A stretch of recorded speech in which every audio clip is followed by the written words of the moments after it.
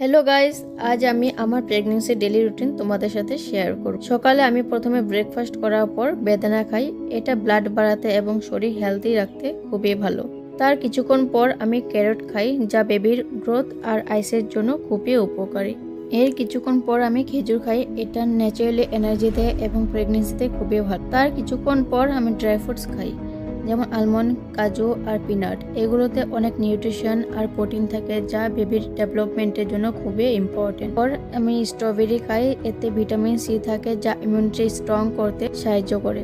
তার কিছুক্ষণ পর আমি বিটরুট খাই, যা ব্লাড বাড়াতে এবং বডি স্ট্রং রাখতে সাহায্য করে। সব শেষে আমি এক গ্লাস মিল্ক খাই এবং তার সাথে মাদার হরলিক্স মিশিয়ে নিই, যাতে প্রেগনেন্সিতে এক্সট্রা নিউট্রিশন পাই।